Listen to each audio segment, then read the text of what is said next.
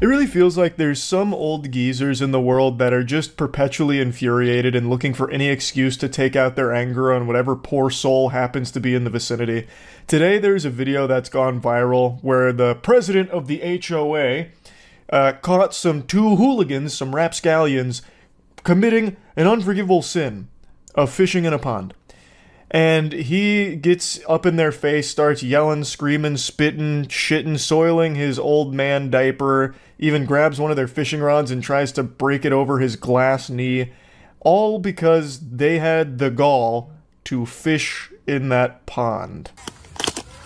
Yo, don't touch my rod. Don't fucking touch my rod. Trespassing on private property. Don't threaten us. You're trespassing on private property, young man. We're waiting for the police to come. You don't need to get out of here. No, wait for the Leave. No, we're gonna talk to them. Leave. We're gonna talk to them. He's actually hitting him with the classic scram buster gesture. The take a hike, pal emote that he's dropping on him right there. So as the shirt says, this gentleman is Tennessee strong. But you know what's not strong? His fucking knees. The way he walks around looks like a wounded penguin. He has a gait pattern that screams hip pain.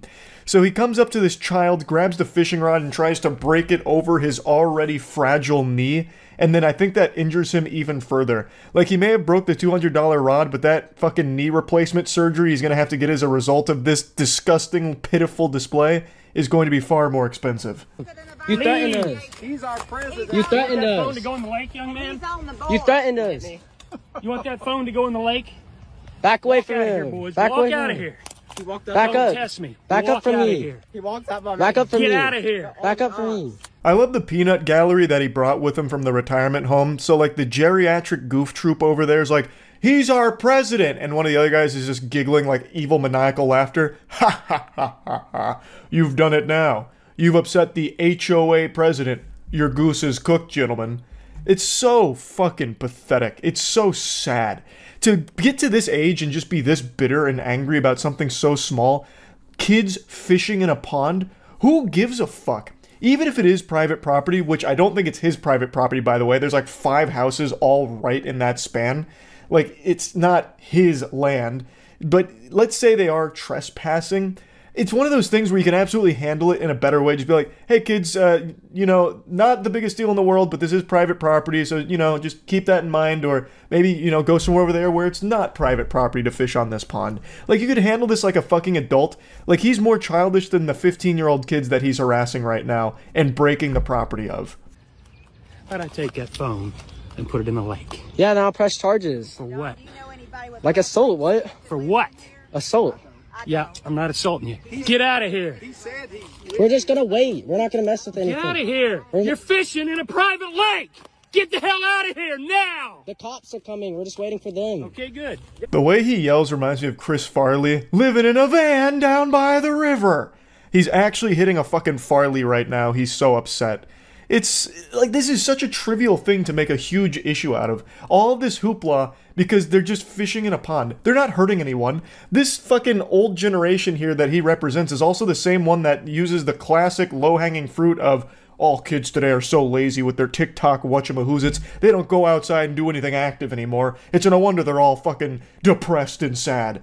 And then you have kids that actually just go outside fishing, hurting no one, doing nothing wrong, and they're still mad. They're just still fucking mad. You know what? We're going to prosecute, so your parents are going to be real proud of that. All right. We're going to prosecute you, and you're going to pay all kinds of money because you're being a dick. I'm not being a dick. Sir, you're the one yelling. You're on private property, young man. I'm just trying to fish. You threatened us and you walked up. Get out of here. You're on private property. Get out of here. I'll always find it fascinating how people get into this delusional state when they have this temper. Like, when they're starting to rage like he is, all logic and common sense just leaves from their noodle. He thinks that somehow when the police arrive, they'll be on his side, even after seeing the video. You clueless ignoramus. You absolute fucking fossil. On camera, you snatched the fishing rod out of a 15-year-old's hand, pushed him out of the way, like bumped him out of the way, and then broke his property over your knee. You basically assaulted a child on camera, and you think the police showing up would be a good thing for you, that they're going to be on your side somehow? It's just crazy how out of touch people like that are. And it happens all the time when you are completely in the wrong, but then somehow still convinced you're in the right in a situation like this. It blows my mind. It really does. Like, even if he didn't do that, The most that would happen with the police showing up would be like, hey kids, do you mind not fishing here? The homeowner clearly has an issue. He's definitely blowing a gasket, having a conniption over something kind of small, but, you know, can you just go fish somewhere else that's not on this guy's land? Alright, thanks. Like, that's how that would resolve. But this old guy's going ballistic here and thinks that somehow threatening to prosecute them would be, like, an actionable threat? Like, it's not like the cops are gonna show up and start reading them their Miranda rights, throw them in the slammer, book them like, hey, get your lawyer here. He's prosecuting you for fishing on this pond. Your lives are ruined now. Sorry, Sprouts. Better luck next time. It's so dumb. It's so fucking stupid. Again, if you have an issue with them being on private property, you could handle this in a much better way that isn't this out of hand and out of control. But I do want to put a teeny tiny little note on the end of that. If you do care about someone just innocently fishing on private property, you need to take a hard look in the mirror. You are way too fucking uptight and you are a Scrooge. Like, you are not enjoying life if this is something that bothers you to this degree. It's just kids fishing in a pond. No one is getting hurt. It is a victimless crime. Like, it's not a big deal at all. Like, like, I remember when I was growing up, I used to do this shit too. My parents' house was next to a pond. And me and my friends would go to that pond and just fish in it. Sometimes we'd even swim in it, which, you know, but today I would never do because of fucking brain-eating amoeba. They got me fucking terrified. But back then, caution to the wind. I'd swim in the pond, we'd fish in the pond, and the homeowners that were around that pond didn't give a fuck. You know what didn't happen? One of them storming out of there, screaming and shouting with like a fucking sledgehammer and a chainsaw, ready to kill us over it, right? Like, it's not a big deal. But it feels like today, everyone makes a big deal out of the most nothing burger situations like this. There are so many videos that pop up that are super similar to this, but this one's by far the biggest and best example of it that's come up in recent memory, so I just had to talk about it a little bit. But this is so common, where people are just snapping over nothing. Like, actually nothing. It just feels like everyone's constantly on edge, or even like paranoid to a certain extent. Like this pretty recent story that led to a woman being fatally shot because they accidentally pulled into a driveway they thought belonged to one of their friends, but it turns out it was not one of their friends. And the homeowner of that house just started shooting at their car because he was terrified that a car he didn't recognize pulled into his driveway or some shit. Like, that is horrifying, where pulling into the wrong driveway, completely innocent mistake, could just be a death sentence because some people are just fucking on edge over nothing. We just said we wanted to wait. You touched me earlier. Get out of here. Get out of here. You touched me earlier. Just your parents. Wait till I get a hold of your parents. Call them. Give me your call them right now. My phone's dead. Call them. You call them. I don't feel like it.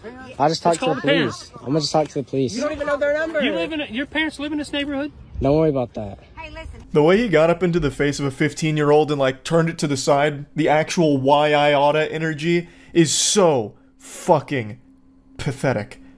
This is a grown-ass man who's getting into a 15-year-old's face like ready to fight him over him just fishing in a fucking pond. How sad can your life possibly be? That is unbelievably low. And then he really thinks that somehow the parents are going to be disappointed in these kids. Like, let's say for some reason he did have their number and called them. That conversation is going to end with the parents driving over there and maybe beating this old man's ass for causing such a ruckus over nothing. He knows everybody. He said he did, his but I last think name's he's Smith. lying. Do you know any Smith lives in here? No. Okay, so what's your real name, buddy? I'm not telling. I'll tell the police that. I'm not telling y'all that. Wait, what's You the don't problem? live in here. Okay, we're just gonna wait till the police. He Wait for the knows police. everybody We're that waiting lives for the in here. police. He's the president. He's lived here for years. And there's no Smith that lives in here. We could stop fishing, but like we're just gonna wait for the police. You don't live in here. We're gonna wait for the He police to be knows here. every family in here. Ma'am, who gives a fuck? She's talking about him like he's some kind of oracle, like an omniscient hero. He knows everybody in this neighborhood. Whoop-de-doo! Who cares? It's such a non-fucking issue. So what if the kids don't live in the neighborhood? It doesn't matter. They're not hurting anyone. It shouldn't matter. Again, if you are really bothered by it, go have a normal human interaction, a normal conversation about like, hey, do you mind just going to fish over there? Or even just going somewhere else to fish. Alright? Like, you could definitely handle this in a much better way. You don't need to assemble the fucking lack of Power Rangers here with these three assholes coming up to, like, ambush them about this as if it's some big issue, like some kind of huge crime. It's just such a fucking stupid thing to get this heated over. We're just gonna wait for the police. Where you guys from, man? Tennessee. Tennessee? Well, your parents would be proud of you. Why don't you send me that video? I'll send them and show you what a fine young man they're raising. And yeah, what a fine young man their parents raised you pressing up on some 15-year-old boys. Yeah, why are you pressing on 15-year-olds? He actually gets choked up there, starting to cry about this. Brother. Please. Just stop. This is so bad. Like, yikes, man. Crying over this. At that age, too, huh? Woo-wee! Oof. My heart breaks for everyone under his HOA Iron Fist rule. Yikes. Goodness gracious. I don't know why he thinks their parents are going to be disappointed in them. Again, if he called them, it would not go how he thinks it would go. You get a call that your kids are fishing. Okay. I told you no fishing. Oh, I'm coming over there right now. This is unforgivable. Like, that doesn't happen. Like, and you tell him, hey, I'm private property fishing. Okay, did you ask them to just leave? What do you mean you broke his fishing rod? What the fuck?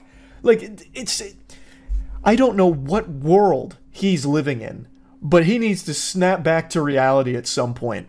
It's fucked, man. I'm so blown away by how frequently these kind of videos pop up, and at the risk of sounding like an old man myself, it just really shows me how different it is growing up today versus when I grew up in the late 90s, early 2000s. It's super fucking different. So yeah, I just wanted to talk about that a little bit. That's it. See ya. I don't even know what to call this video. There's just been a couple things I've seen over the last week or so that have just actually made me laugh like a hearty belly laugh, like Santa Claus, ho ho ho, just by the absurdity of it. So this is just going to be like a full dump of just a bunch of random things, stories, and videos that have just been on my mind as something silly. This first one is fresh off the press. This is a bun straight from the oven here. It's still piping hot. So Take-Two CEO is defending the outrageous idea that a Red Dead Redemption port is worth $50, and he calls it commercially accurate. Commercially accurate, my left foot. You're telling me that that vampire in a sweater, the CEO of Take-Two, was the one out there crunching numbers and collecting data, and he's like, well, actually, pushes up his glasses like Poindexter.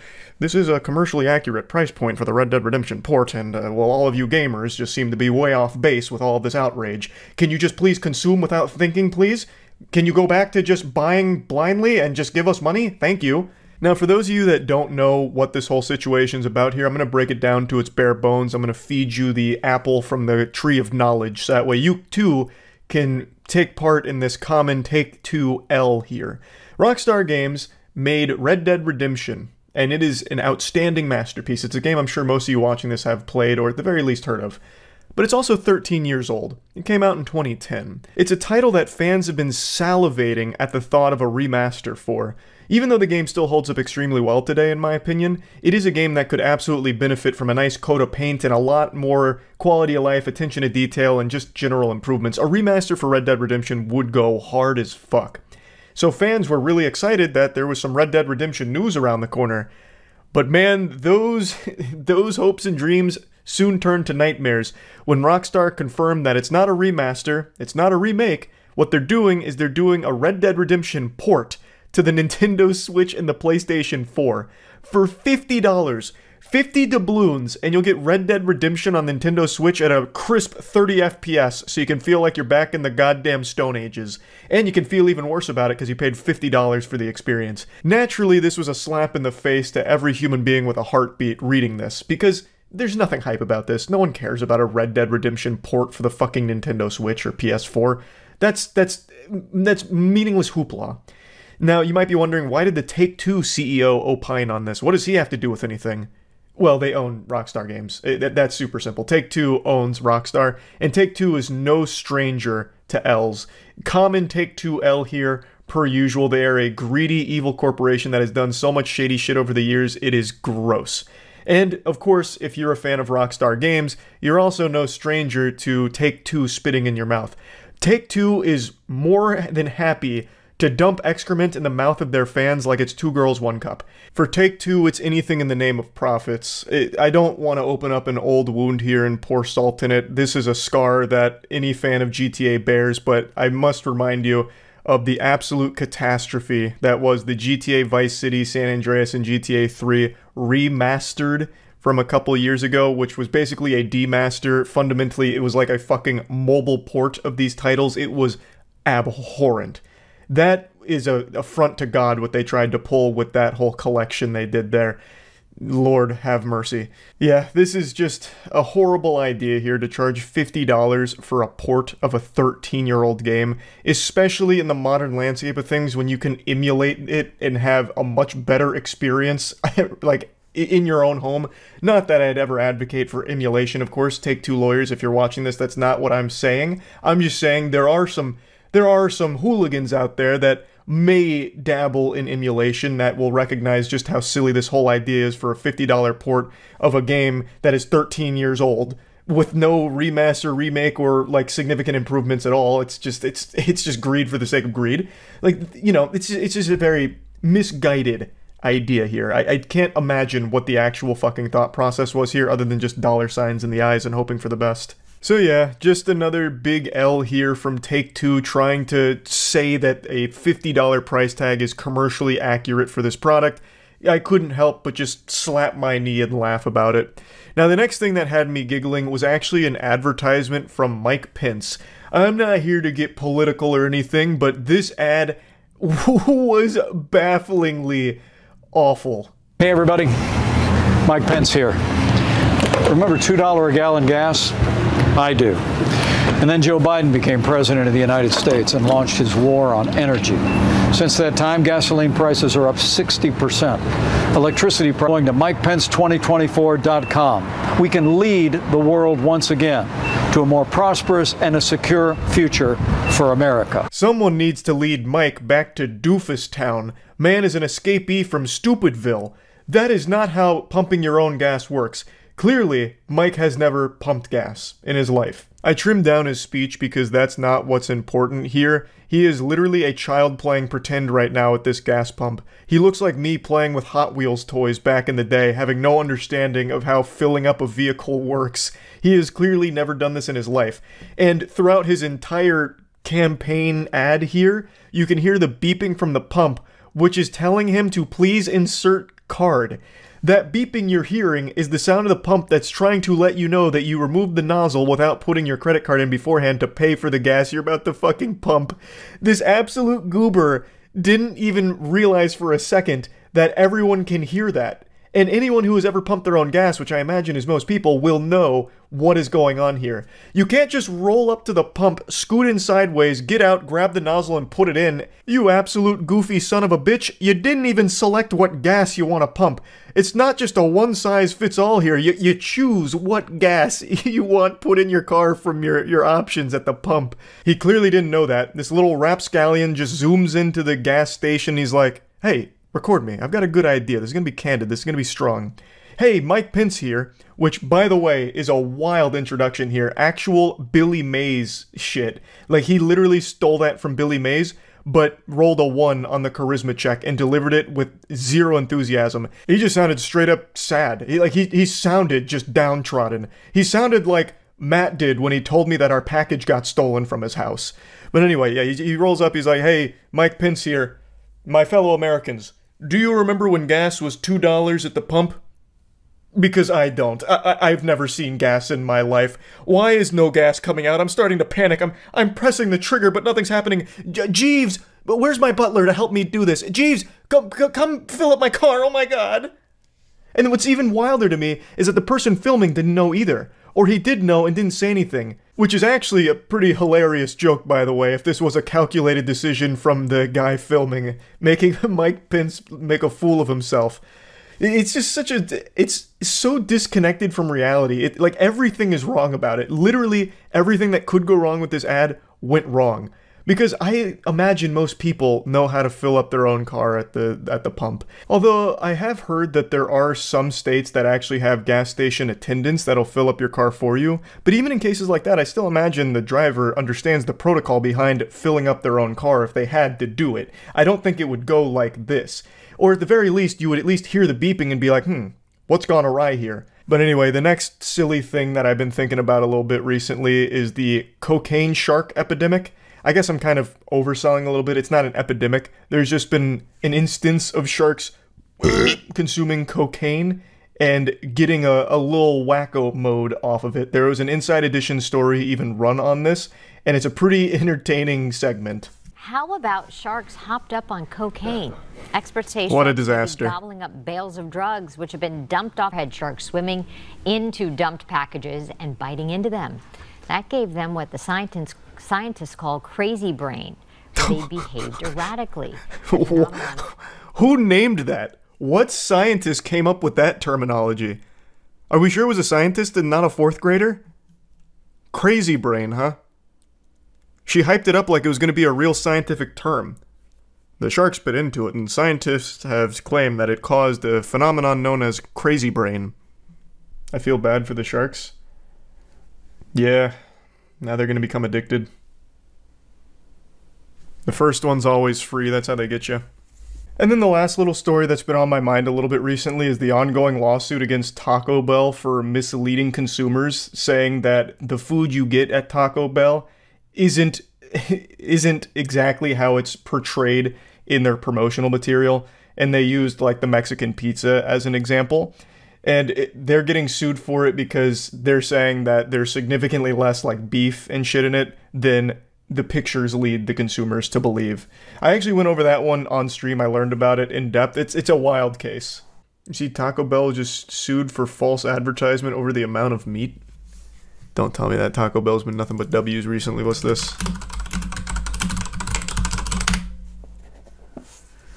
Oh no. Taco Bell, why? What have you done? Taco Bell is sued for false advertising of Crunchwrap's Mexican pizzas.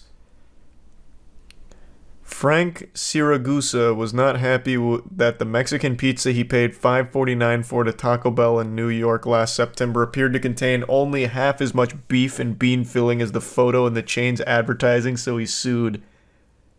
Can you do that? Because ain't nothing looking like the actual advertisement photos. If so, we're opening Pandora's box here. Because I'm ready to ride. In a proposed class action filed on Monday in Brooklyn, Siragusa accused Taco Bell of deceiving consumers by falsely advertising its Mexican pizza, veggie Mexican pizza, Crunchwrap Supreme, Grande Crunchwrap, and Vegan Crunchwrap as containing at least double their actual content. Based on what? Your eyeballs? How would you know? How would you be able to like actually prove that? Let me see. You know what? I'll start doing some super sleuthing. I'm gonna fight a little battle here for Taco Bell because I've been so fucking pleased with their food recently. Their Mexican pizza is like legitimately their worst item though. So this one I can take or leave it, I'll be honest. Don't care. Agreed, I've never got a Mexican pizza from Taco Bell that looked like this. It's usually just this messy fucking plate of mush. And there's like a little bit of flavor particles in there, really. I don't think it's like a crazy amount less. He took pics, look it up. He took pics? Are they in here? And who's to say he didn't tamper with it? He'd need videos. If I was Taco Bell, the first thing I'm saying is, you took out all the filling, you scoundrel. To consume it for yourself, you glutton. Taco Bell was sued today in a false advertising class action. Consumers allege that Taco Bell misrepresents the amount of beef in the Crunchwrap Supreme by at least double the amount. Did our Crunchwrap Supreme look like that? I don't think it did. Same with this. There's no beef in this one. Let me see. Let me see what ours looked like. Let's go back to Exhibit A, our Taco Bell tier list. It's more so than what they had, but nowhere near what that picture looks like. But I feel like that goes for like every restaurant, especially something like McDonald's. I think McDonald's would even be more egregious than Taco Bell, but maybe Taco Bell's like an easier target, perhaps? Okay. But yeah, these are, assuming these are untampered with, these are pristine PSA tin, fresh out of the wrapper Crunch Wraps, then yes, that is a problem. I will agree with Frank Siragusa on that. Taco Bell, a unit of Yum Brands, did not immediately respond. Last year, one of Siragusa's lawyers filed a still pending lawsuit in Brooklyn accusing McDonald's and Wendy's over the actual versus advertised size of their burgers. Over the actual versus advertised size of their burgers. I was wondering what the fuck happened to that sentence. So he's done the same thing before for McDonald's and Wendy's. He's out here chasing ghosts. He's hunting every fast food chain that's guilty of this and has been for years. I'm guessing it never wins. The other lawyer, Anthony Russo, filed a similar case last year in Miami against Burger King over its Whoppers. That lawsuit went to mediation where it reached an impasse. Just close Burger King. Just close it. Just get rid of it. Just fucking close it for the good of the world. For heaven's sake. Taco Bell does not adequately disclose the weight of the beef or filling. Plaintiff did not make any purchases of the product based on any weight disclosed, but solely based on the picture of the product, as we believe most consumers do. One of life's greatest pleasures is a nice big I told you so moment, and today I get to wiggle my finger and celebrate one of these beautiful situations. However, I'll be honest, it's bittersweet because it's something I wanted to be wrong about. This is less of a celebration and more of just some sadness. It's about the whole Reddit situation. I've made 2 videos covering it, so I don't want to just keep vomiting and regurgitating the same points I've already made, but basically, Redditors were striking due to some changes Reddit made in terms of its pricing, which fundamentally shuts out third-party apps, which are very popular for Reddit. So in response, the community privated like 10,000 subreddits, which basically shut down Reddit for a whole day. The protests were only scheduled for 48 hours, which is really silly to give them an end date. They basically had an E3 announcement where they had a press conference saying, we're protesting on this date till this date, and that's it. Which is kind of a weak threat. It reminds me of that shit out of Simpsons where it's like, I'm gonna swing my arms really fast, and if you run into it, it's your fault if you get hit. It's not a very powerful threat. It's not a ton of pressure on Reddit since they know when it's gonna stop. 2 days. So they just have to grit their teeth, bear it for 2 days, and then it's back to business as usual. And the Reddit CEO recognized that, pretty much just laughing in their face about it and spitting on them, saying like, yeah, we'll just wait 2 days. We're not changing anything. They are sticking to their guns. The Reddit CEO, Steve, has said that it's their business decision, and they're not going back on it. This is a picture of the Reddit CEO. I always like to bring up an image of him now because I just can't believe that he literally looks like the mental image anyone puts in their head when they hear the term Redditor. It's like he was created in a lab to embody Reddit as a whole. Like, it looks like he is the product of a million years of fine-tuned evolution to become a Redditor. So Steve Huffman just said, we're just going to wait it out. Some of the subreddits in response said, okay, fuck you then, we're going to stay offline forever until you change this. And now Steve Huffman has once again played hardball and did exactly as I speculated he might. Steve is threatening the Reddit mods that are protesting, but he's not threatening their life or anything like that. He's threatening something much more important than a Reddit mod's life. Their power trip. He is threatening to remove their moderator status of the subreddits if they don't reopen, which is legitimately a Reddit mod's worst nightmare. Not having the ability to ban users they don't like in a subreddit for a job they do for free. That is an incomprehensible, cruel, and unusual fate worse than death. So Steve went straight for their throat. He knew what the most important thing to a Reddit mod was.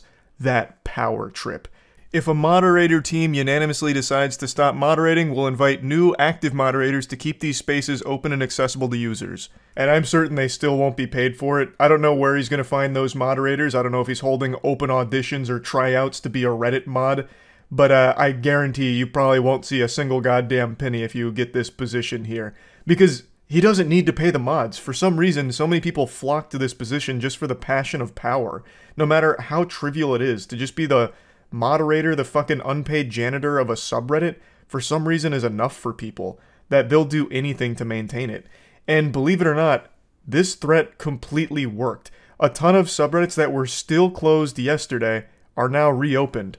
Now, this is where the I told you so comes into play, because in the video I made on this a few days ago, I said this. So I am rooting for them here, but I am not expecting a huge change from Reddit here. I don't think they're going to go back on their decision. I think what's most likely to happen is the Reddit CEO will just install new Reddit mods and then force the subreddits to unprivate.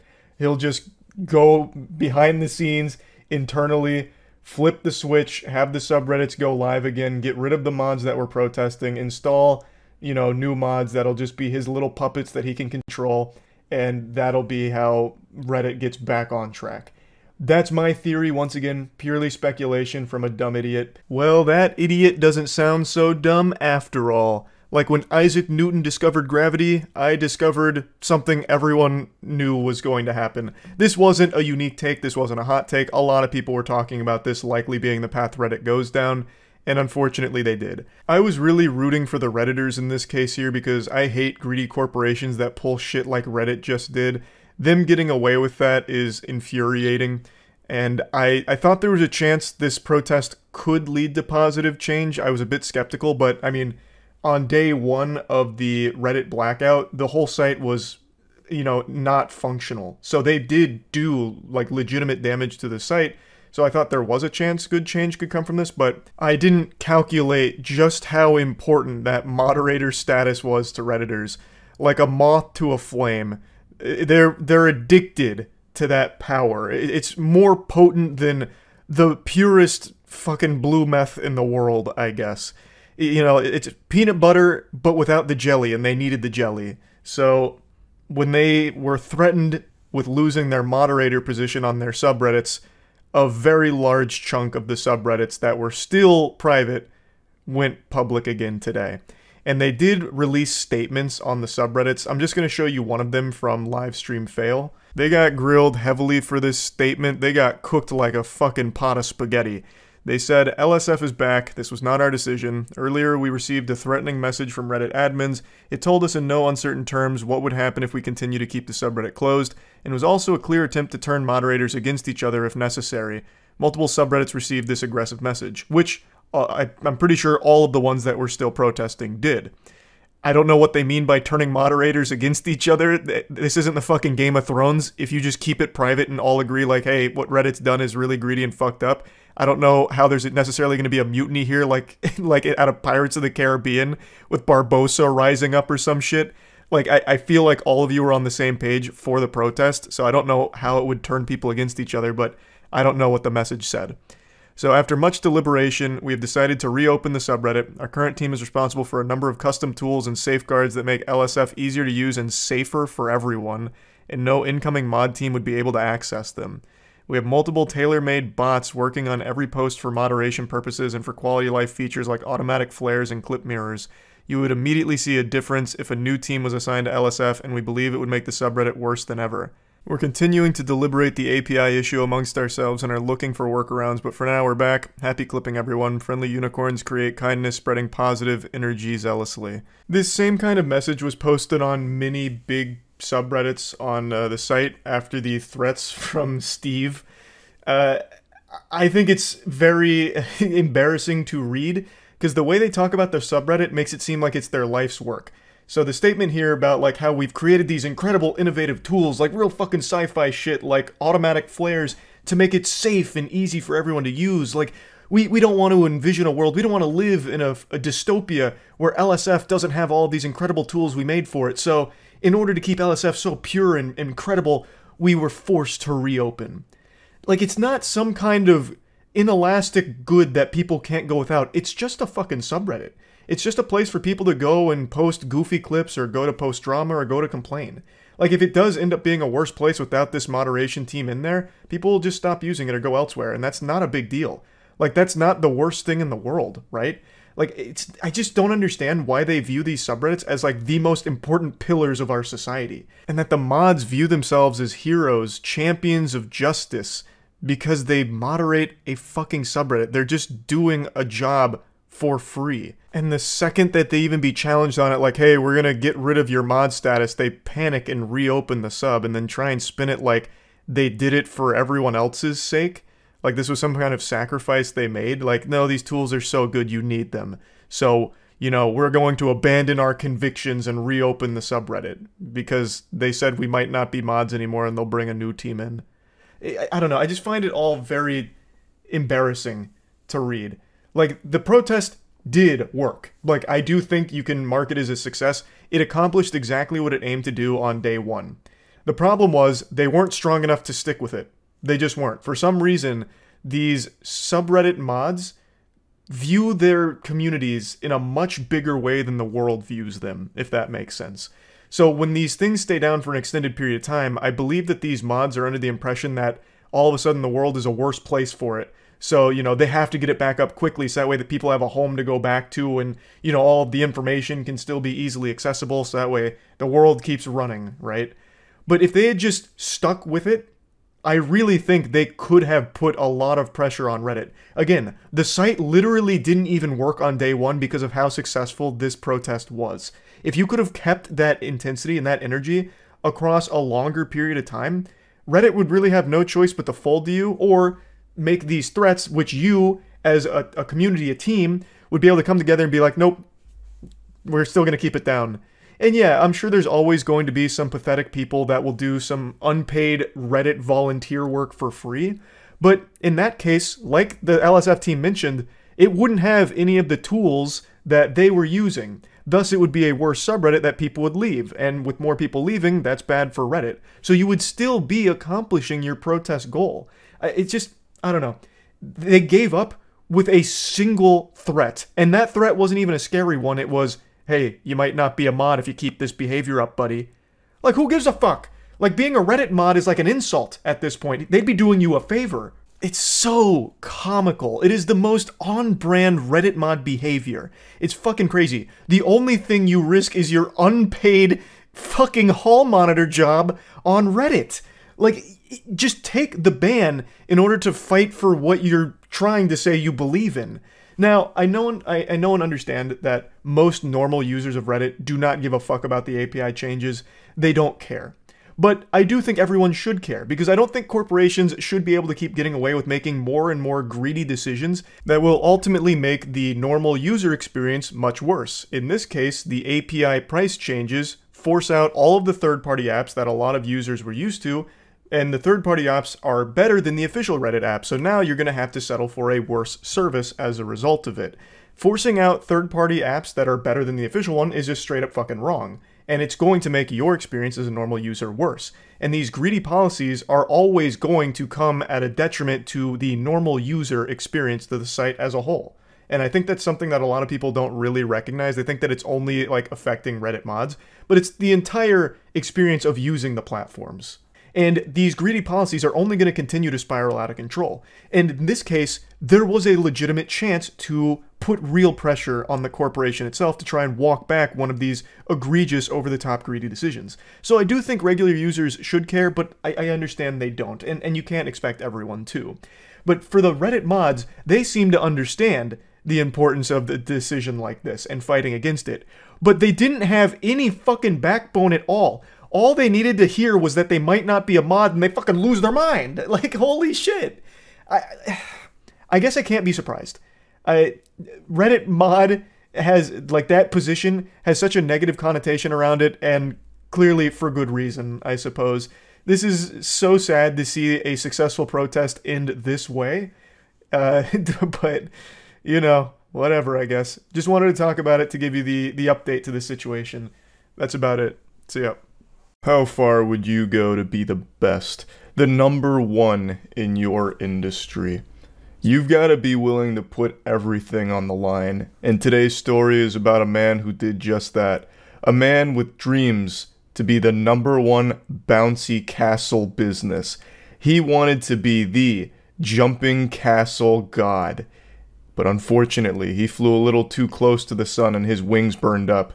Well, not really his wings. He just burned up every business that also sold jumping castles. He committed a series of arson attacks on rival bouncy castle businesses. His name is James Balcom, and he looks like a silly character you'd make with the Dark Souls character creator. He's currently serving an 11-year sentence for all of this, and I just found the whole story so wild. I legitimately feel bad for all of the rival businesses because a few of them lost their entire business to his arson attacks.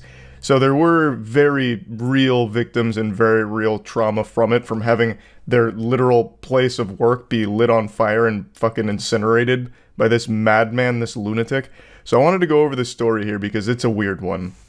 Did you see the video on Melbourne's Bouncy Castle king that was jailed over a string of fire attacks on his rival Bouncy Castle businesses? Oh my god, what? Anderson threw a Molotov cocktail through a smashed window at a business, causing a huge blaze that engulfed the factory and destroyed 110 jumping castles. And it looks like he's going to jail. And it looks like he's done quite a few of these. This is very interesting. This happened last month. You've been holding out on me? Why didn't you tell me about this? Jumping castle operator jailed over arson attacks on Melbourne rivals. James Balcom set on destroying rival businesses that if one fire caused minor damage, he commissioned another. Wow.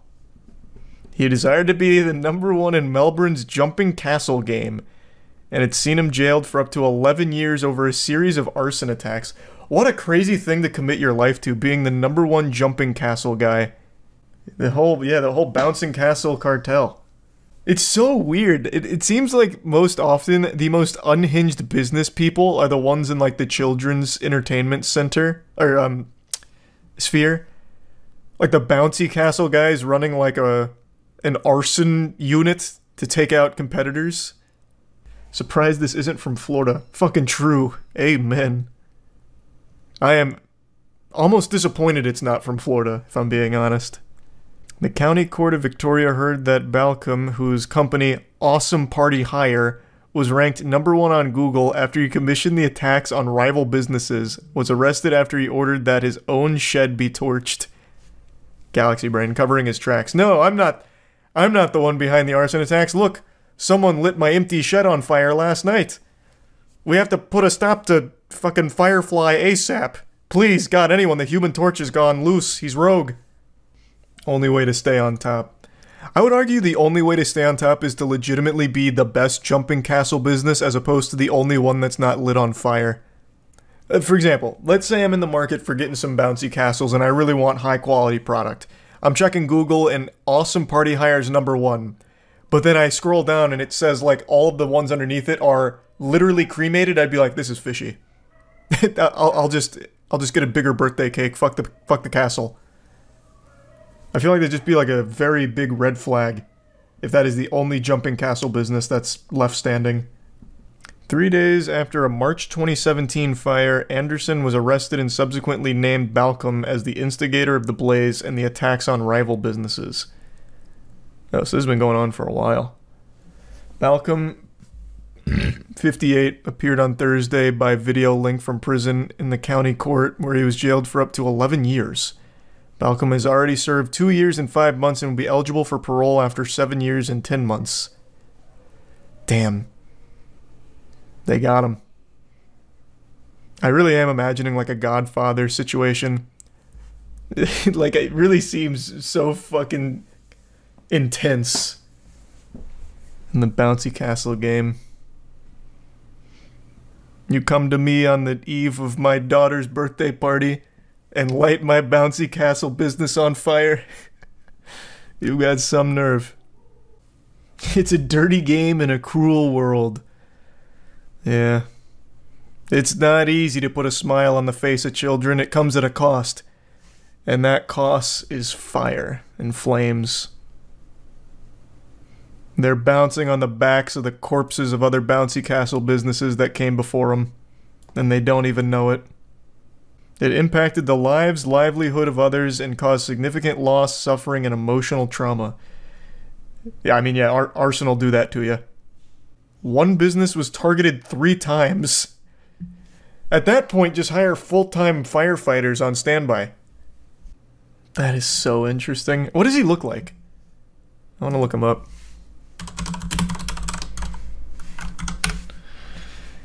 Oh, wow. This... I imagine you also got an image in your head of some, like, lunatic-looking guy. I'm just going to tell you right now, he looks exactly like the image you have in your head. This looks like an AI-generated arsonist. What the fuck? It's always the people you least expect, I suppose. Jesus. Why is his head so pointed? I don't know, man. I didn't create him in the Street Fighter 6 character creator. I have no idea. I didn't work on these sliders. He got done dirty, though, I'll tell you that much. God, this is so powerful. You became very successful in the jumping castle industry, but you also became completely fixated and obsessed with it. It consumed your every waking moment. Court Judge Stuart Bales told Balcom. You became the Dark Knight. You fell right into the Joker's palms. You're better than this, James.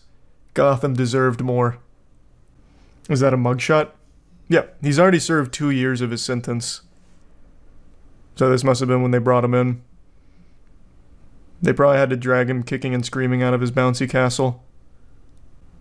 110 jumping castles ignited and lost in an instant.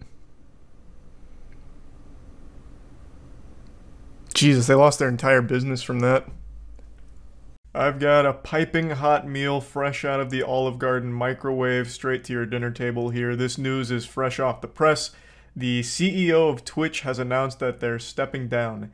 Emmett Shear has been with the company at the helm for 16 years, apparently, and today has decided to move on. So he's quit his position and passed the torch. This is really interesting because it happens so soon after YouTube just experienced something very similar with Susan stepping down. Back to back, these two major companies had their CEOs walking off into the sunset together. I'm not normally conspiratorial, but perhaps there is some kind of correlation between all of the UFOs we've been citing recently and now these CEOs stepping down. Maybe the Illuminati's making some plays for the shadow government. Things are getting very odd. But anyway, Emmett left us a blog post kind of detailing his 16-year adventure here at the helm of Twitch, and even made a Twitter post kind of going over it briefly as well. In October 2006, we started working on live video for the internet. That became Twitch. More than 16 years later, I'm now a father and ready to move to my next phase of life. I wrote a blog post, but the short version is, thank you so much to everyone who built this with me. I'd like to make note that this is probably the first time Emmett Shear has ever said a single word about Twitch on his Twitter account. I've said this a million times, but you would have no idea Emmett Shear is the CEO of a major company like Twitch if you didn't just look it up yourself. I bet you were even scratching your head when I said the name Emmett Shear. You're probably going, who the fuck is Emmett Shear? Is that like a NASCAR driver or something? Like, who's that? I bet most people were probably under the impression Twitch didn't even have a CEO. That position was filled by Amazon androids or something. Emmett Shear has been my poster child for the last couple of years for a CEO that is beyond out of touch with the company that he runs, and it really does convey the idea that he doesn't care about it. Again, he doesn't talk about it. He doesn't engage with it ever. He doesn't celebrate anything about Twitch. If you scroll through his Twitter, you'll never really find any mentions of anything going on Twitch. I imagine he probably doesn't even know 5 streamers that use the platform. Like, I've made this very clear. This is no secret. I've been very public that I'm not the biggest Emmett Shear fan. You're not going to see me heartbroken, curled up and crying over Emmett Shear no longer being Twitch's CEO. Right? I think he has been the most passive CEO of all time, and it's really felt like he is embarrassed of his position at this company. He doesn't talk about it ever. He is never at any of the functions. He doesn't know like half of the shit on his platform. I bet the reason he stepped down is because someone at the office might have accidentally like CC'd him on an email reminding him that he's the CEO of Twitch, and he's like, what? I'm the CEO of Twitch? Still? I thought I gave up this position 8 years ago. Hold on, let me rectify this. So then he just put in his 2 weeks notice. Like, he just has not, in a long time, been active in the platform he is the CEO of.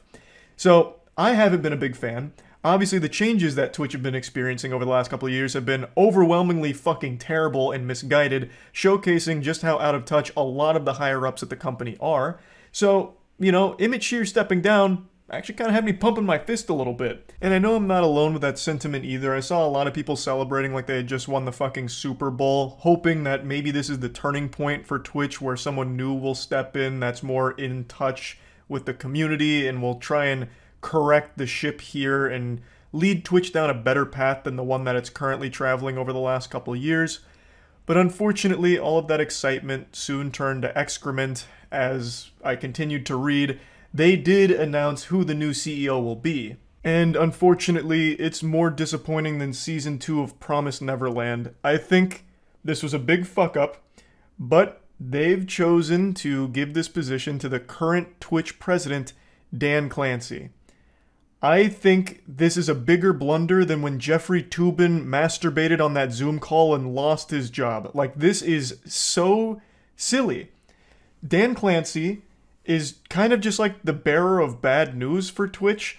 By far his biggest claim to fame and the biggest stain he's already placed upon the company even before becoming CEO is this. He was the brave warrior that proudly posted this. A letter from Twitch president Dan Clancy on subscription revenue shares. This post still lives in infamy and still haunts the platform and scares a lot of creators because we're actually coming up on the period that these changes are supposed to roll out and take place. This was the post where Twitch announced that they are going to be getting rid of the 70-30 split with partnered streamers that are on those deals. So 70-30 will no longer exist. The shares will go down to 50-50 across the board, and they will never go back to 70-30 ever. So it'll be 50-50 across all of Twitch for everyone, no matter what, making it the lowest shares on any streaming platform across the entire internet. Now, in order to make up for this, they doubled down on ads. Something everyone really loves, Twitch ads. The unskippable fucking 30-second ads that play when you click on a stream. Yeah, people love those, so you can imagine how great that news went over. Like, yeah, we're taking away 20%, but we're giving you more ads. So, they are going hog wild with their ad program, incentivizing creators to run more ads to make up for this difference now in income, and just pushing ads even further down the throats of everyone on the platform. This was by far probably one of the most controversial decisions Twitch has ever made, and I still, to this day, have not seen a single person come out in support of it, because Twitch is an Amazon-backed company. Amazon, of all companies, can probably afford to keep Twitch running. Without problem, I would imagine, especially considering subscription revenue is not the main driver of revenue for the platform in general. It was just extremely greedy to have that be the target, the first thing they target when trying to be more monetizable. Instead of focusing on other aspects of monetization, they immediately went right for the throats of creators by taking away something that had been established on the platform for like a decade now, with that like 70-30 split shit. So this was a big deal. It is still a big deal because it's supposed to roll out within the next couple of months, and Dan Clancy was the one who announced it publicly. I don't know if he was the one that suggested the idea. I don't know how involved he was with the decision-making process with this idea, though as Twitch president, and from everything I've read, it seems like he's very hands-on with these kind of decisions and these policies. So I would wager a guess that he was very on board with this. Now, even aside from just this decision, people have talked about him over the last 8 or so months, kind of speaking to his character. A popular streamer named Jake and Bake actually got to meet him and had this to say. It'll be a long time. To be honest, dude, the president of Twitch, I'm sure personally, I have no problem personally with him. But honestly, I don't feel confident as a streamer on the platform with someone who is that out of touch. Yeah. What the streamers need and want. Oh no! I walked away feeling like depressed. Seriously, sad. And it wasn't just Jake, a couple other people came forward as well, most notably DJ Wheat, who held a previous high position at Twitch. DJ Wheat said, Dan once told the company he relates with creators because he was involved in drama and theater clubs in high school. He's a good human, but I never felt like he was able to relate to creators and the struggles they faced through every step of their career. Wow, gamers, he's just like us. He did drama and theater in high school. Woohoo! Yippee! That's my boy! It's crazy. Like, he didn't even bother to try and pretend to be, like, a gamer or anything, or, like, ever played games. At least according to this story and a couple other things I read. He focuses on, like, drama and theater as being, like, his relatability quirks. Amazing. Yeah. It doesn't seem great. In fact, I would argue this is a recipe for disaster. Dan is almost 20 years older than Emmett Shear. He's 59, and he doesn't have a Twitter account or much social media at all. Not that I necessarily think that in and of itself is a bad thing. I usually applaud people who don't have a Twitter account, because going on Twitter is like willingly sticking a cactus into your eye. But in a case like this where Dan is the CEO of Twitch, I feel like having a social media presence is extremely important, because where else are you going to be able to see the community's feedback on new features or changes? I don't think there's very many users on Twitch that are going to the support line in order to leave reviews or give you insight on how they feel about certain things. Most people are going to talk about all of this on Twitter or other social media platforms. So if you're completely absent from there, how are you going to see it? And I feel like being able to see these responses is integral to running the company in a healthy way and delivering features people want or making changes people want to see. At least that's just my perspective on it. Maybe I'm way off the mark and they have other means for Dan to get this kind of information from the community that I'm just not really thinking about. So either way though, I'm not super optimistic with Dan Clancy as the new Twitch CEO. I would, however, love to be proven wrong and Dan Clancy comes in here like an absolute rock star and knocks it out of the park. It's probably worth mentioning I have actually met him before. In fact, Matt and I have both met him. When we went up to Texas for a week to do like some wacky content, he was at one of the functions we were attending and introduced himself. And I don't really have a whole lot to say about it. Like, he was nice and seemed passionate about Twitch. The only thing that he really like asked me was if I play games. I was like, yeah, I play games, and he was just like, that's cool. That was really kind of like the extent of our interaction. It was just really small talk things about like, yeah, Twitch is a place for gaming. You play games. Awesome. So I can kind of just vaguely speak to his character of like, he seemed very passionate about the platform, but I don't know anything else really about him. He seemed nice, I guess, but just being nice doesn't make you a good leader of the platform.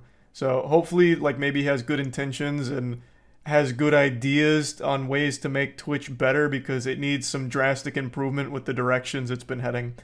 So I guess we'll see how all of that goes, but just wanted to talk about all of this because it's big news. That's about it. See ya. Yesterday, the CEO of YouTube stepped down. Susan announced that she would be walking away from the company and would be taking on a smaller role at Google, and she'd no longer be the public face of YouTube, a face that has historically been treated like a toilet seat by the community. Susan has shouldered the blame for the majority of the things wrong with the platform, and rightfully so, I would argue. She's basically just been the community's spittoon. For any time there's something wrong, people just start spitting on her and accusing her of being the mastermind, the puppet master behind all of the bad decisions. Whether or not that's true, I have no idea, but she was the CEO, and there were a lot of things that needed fixing, never got fixed, and YouTube has been in a tumultuous state over the 9 years of her at the helm. However, this led a lot of people to believe that with Susan stepping down, things would magically improve. A lot of people were pessimistic, but then over the course of the night, I noticed a lot more people being like, this is great, the platform's gonna be saved, holy shit, now we can have fucking Captain Underpants come in here and bring about the golden age, or, you know, this and that. Because Susan's no longer there, I mean, she's going to have to be replaced by somebody great, was the perception a lot of people started to adopt. However, in the wise words of Jedi Master Qui-Gon Jinn, there's always a shittier fish. It was announced who the new CEO would be, and over the course of the night, people started to look into them. The new CEO is Neil Mohan, and Neil Mohan was previously the CPO of YouTube, the Chief Product Officer, and people found out that Neil Mohan was actually the one responsible for that huge push YouTube tried to make into the Web3 crypto NFT space. In 2022, this goofball proudly posted YouTube's most embarrassing update. It was a look at what's coming for the year, but what was really standing out to most people at the time was this ham-fisting of Web3, blockchain, and NFT shit. So Web3 opens up new opportunities for creators. We believe new technologies like blockchain and NFTs can allow creators to build deeper relationships with their fans. Spoken like a true asshole who owns 2 Bored Apes and thinks he's going to own the planet. Together, they'll be able to collaborate on new projects and make money in ways not previously possible. For example, giving a verifiable way for fans to own unique videos, photos, art, and even experiences from their favorite creators could be a compelling prospect for creators and their audiences. So basically, just trying his best to justify an inclusion of Web3 crypto NFT shit. I'm going to tell you right now, NFT is one of the yuckiest words in the human language right now. It is an acronym that elicits more pain than CBT, cock and ball torture.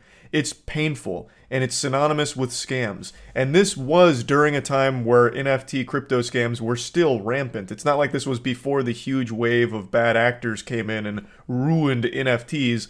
No, NFTs have been a scam for quite some time, even during this time that Neil tried to push it to YouTube. So there was huge pushback, and I guess somewhere along the pipeline, some team decided to slap this idea down, because we got lucky enough to not have it come to YouTube. But now that NFT Neil's at the helm here, the one at the top of the food chain calling the shots, who's to say he won't dust off this little poop nugget here that's an absolutely atrocious idea? And maybe this time around there's not that rogue vigilante Batman to say, not on my watch, and decline the idea. He is, like, the leader now of YouTube. And it's a little concerning how hog wild he wanted to go with Web3 coming to the platform. So that is very, not great, and a lot of people are much more pessimistic now after learning about this. But it also gets even worse.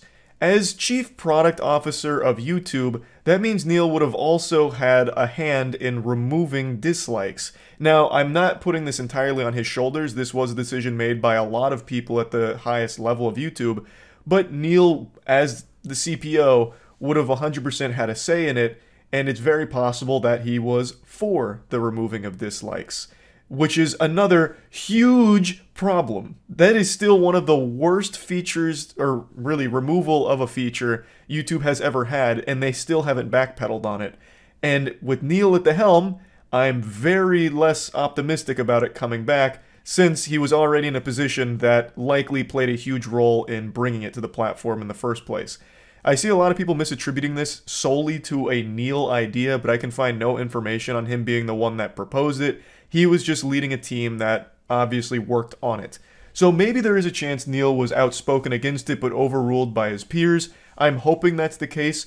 Like I said, there's a very easy layup here with Neil as CEO to immediately earn the trust of the entire community, and that's to announce that dislikes are coming back. Dislikes will be public again. If he did that tomorrow, he's like, listen guys, I'm a champion of the people here, I'm bringing back dislikes, this was awful, I don't know what we were thinking, we were drinking stupid juice at the office when we came up with this idea, it's coming back. If he did that, everyone would immediately rally behind him and be like, oh my god, YouTube could possibly improve, he's gonna listen to community feedback, this is great. But I'm not sold on that being in the realm of possibility ever. I'd like it to be, but after reading all of this about Neil, I'm starting to think he may have been a pretty important figure behind the scenes for some of the worst features that YouTube was toying around with. But again, this is speculation. He could come in and do an amazing job, and that's what I'm hoping for, but it is not a great start considering what he's publicly tried to bring to the platform in the way of fucking NFTs. Like, the fact that he proudly posted about NFTs coming to YouTube and him wanting to be the one to spearhead the operation, that's just such a bad look off rip. Like, that, you couldn't have started your reign as CEO in a worse way. It would have been better if his fucking nudes leaked. Like, that's so much worse as being the guy trying to bring NFTs to the platform. Oh my god. But, again, it remains to be seen. He could come in here and knock it out of the park. Really fix up YouTube, really bring it to a better spot. Hopefully that'll be the case. I'm going to try not to focus too much on his past and instead look more at his future here as YouTube CEO. So yeah, anyway, just wanted to talk about this just a little bit. That's about it. So yeah. I know I look awfully disheveled right now, which is extremely unprofessional, and that's uncharacteristic of me, so I do apologize for the lack of professionalism. I look like a time-traveling caveman who just got out of the machine and is curious on what year it is. But there's a good reason for it, I'll briefly explain. I play pickup basketball every Thursday night. I'm getting absolutely filthy. I wouldn't be surprised if I got recruited into the NBA over the next couple years, but that's besides the point. After the pickup basketball game this evening, I hopped on Twitter for the first time today and noticed something huge. Susan has stepped down as CEO of YouTube. This news kind of came out of nowhere. I haven't been this surprised since I was a child and learned that chocolate milk didn't come from brown cows. Susan has been the CEO of YouTube for the last 9 years, but she's been at Google for 25. And now she's hanging up her dancing shoes and stepping away from the company. However, she is still taking on an advisory role to Google and Alphabet, as I understand it. She did post a statement going into detail, just kind of like a swan song on the way out, going over the years and the progress that the platform has made. Really, the whole post feels almost like a YouTube rewind. You know, at least the closest thing we've had over the last couple of years since they canned that whole thing. It's just a look at YouTube and what's happened since she's taken the helm. And her future plans aren't revealed at the moment. We don't know. It could be anything. You know, maybe she fucking announces an NFT project. You know, anything's possible. But there is one thing we do know. YouTube is going to have a new CEO. And most people are pretty pessimistic about it for good reason. Now, I know a lot of people have criticized Susan, and rightfully so. There's plenty of things that you can point out as being suboptimal, and a lot of things that didn't ever get fixed that needed fixing, and changes that should have come but still haven't come. There's plenty of things that you can critique. But I have always maintained that at least Susan knew what was going on the platform. She'd talk to creators, even though it pretty much fell on deaf ears. Anytime a creator gave her advice, YouTube would kind of wipe their ass with it, it felt like.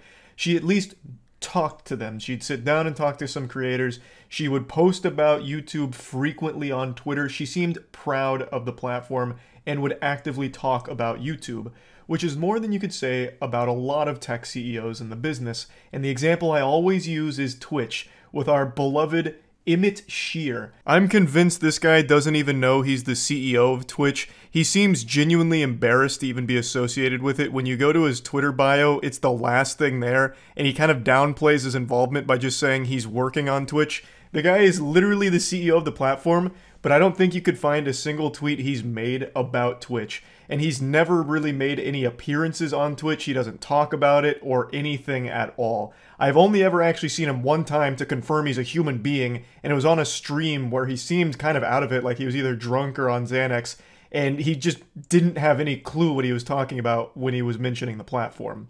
I'd place a wager that Emmett couldn't name a single streamer on Twitch right now. So at least Susan seemed to know what was going on the platform and actively engaged with it, even though she didn't really fix a lot of shit, and even though there was a lot of mismanagement, like at the very highest level, at the very least, she talked about the platform. She did identify problems, though falling short on fixing a lot of them, and they did roll out good features under her belt, while also rolling out some stinkers.